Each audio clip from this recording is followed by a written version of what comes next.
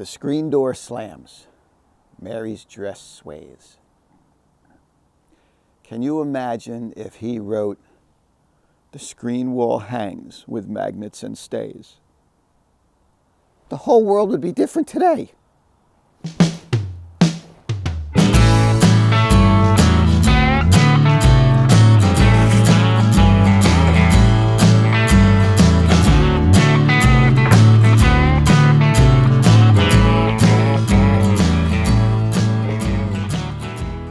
The most difficult part so far was getting the curve cut into this board.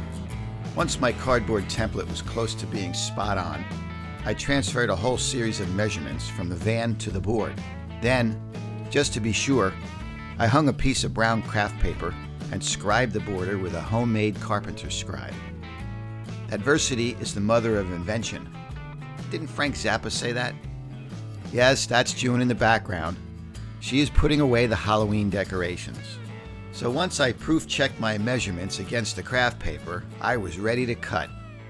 My son Alex, the renovator, let me borrow his Festool tools. Oh man, these tools really make a difference. In order to get everything square and plumb, rather than leveling it, because the van's not level, I squared everything off to the van itself, squared everything to the floor. I squared everything to the side of the step there. The door opens in. We're in. Out, out, out. I know, swing out. There were a couple of issues with the door swinging out. This is the problem with being passionate. You eat your words. So obviously the door is not swinging out. It's swinging in. It's nice swinging in, actually. It stops up against the shelf I put in, so that's perfect. It doesn't take up a lot of room in here at all. It's a nice swing. The primary reason that I switched from swinging out is this sliding door. It's just too much of a hassle to have the door swing out, reach over, bring this across, stop it, close the door, put your hand through a pocket hole of some sort, and finish closing that slider. That slider's heavy. You need to get up some steam in order to get it shut and let it latch, especially if all the windows and vents are closed. It's airtight. Sprinter did a nice job. If you're here with your arm through a little pocket, you can't get it closed. You can't get enough speed going. So that was the main reason why I brought it in. All of these pieces here are not set in yet, as you can see. I just got them set in place until I make my final decisions. I could still have this door swing out. One of my viewers said, get a double hinge and let it swing both ways. In this day and age, that's a good thing, right? But the engineering, if it swings both ways, I can't have any of these stops. So I'd be wide open. How am I going to combat those no-see-ums if I don't have any door stops? This is going to swing both ways. I need some sort of weather strip or brushing that fits up against here. I don't know. It's still an option. That's why this whole setup is the way it is. That's why nothing is fixed in place yet, except this, which is always going to be fixed in place. I was able to use the D-ring. I got a longer bolt. I put a couple of spacers in the back. So I get this bolt, Home Depot, right? I'm going to use spacers that I'll cover up and a nice finishing washer on the outside of this thing. So in order to locate where to drill my hole, I've just put this in so it bites, and I've got a little notch in the bottom here so I know exactly how far back this goes. And I just press it right up against there until it hits the head of the nut. Obviously the board will be further in and this bolt will be screwed in further. You can see the gap, but in order to strike my mark where I need to drill my hole, there it is. Pencil mark. There you go. Where the grab handle used to be, I took that off. I'm using one of those as a mounting hole to secure the center of this jamb. At the top here, I'm using L brackets that I haven't put in yet, but the L bracket is going to go from the back of the jamb, and it fits perfectly to one of the screw holes on my overhead shelf. So everything has worked out perfectly here. There's a 3-point connection on this jamb, which takes all the weight of the door, which isn't much, but it takes the weight. I'm using a piano hinge at the moment, just tacked it in to make sure everything's working smoothly. But I haven't decided if I'm going to have it swing in and out.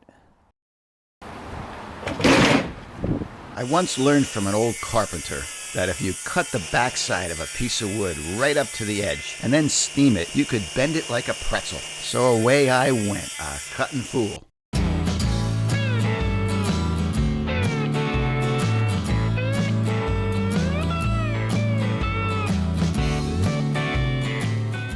This is the corner piece that's going to fit in right up in here. See this gap that we didn't finish yet? That's where this goes. I made a smaller one that fit perfectly, and I dropped it and it broke. But I'm glad that happened because this one's a lot nicer. This is just beautiful the way this turned out. It looks like a guitar. I pre-cut all my door pieces and then glued and screwed them together. I'm using a Craig jig. It drills a pocket hole on angle, which you can later plug. It's a good strong joint. Whenever I have to scribe a curve into the top of a door, I go to the pot drawer in the kitchen. Nowhere else can you get a better selection of diameters. I'm cutting the radius into just the one side of the door. Aesthetically, I like the hard lines on one side and the curve on the other. I think it suits the van. Now we're going to talk about this window area. What am I going to do over here? I'm afraid to give you any of my ideas because they may change and then I look like an idiot.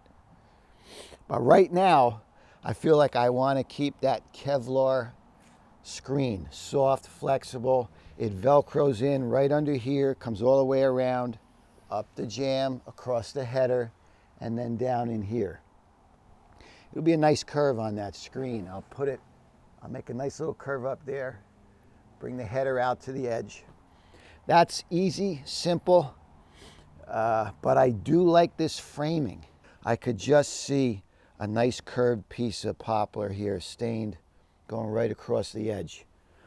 It'll take away from my countertop 3/4 of an inch, but it would be pretty. It would look nice, and then come up. But I think I'm going to stick with the Velcro.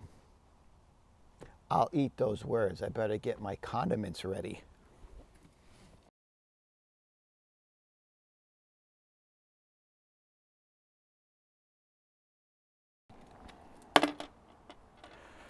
One of the new benefits I have now of this jamb being here, you could hang a dog leash, you could hang a light jacket, maybe an umbrella, I don't know, but you've got another little surface there to put something as you're headed in and out.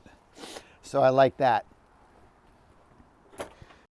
Once I got this going and I take a look at what's here, now I can't help thinking that I want to put a little shelf right up here.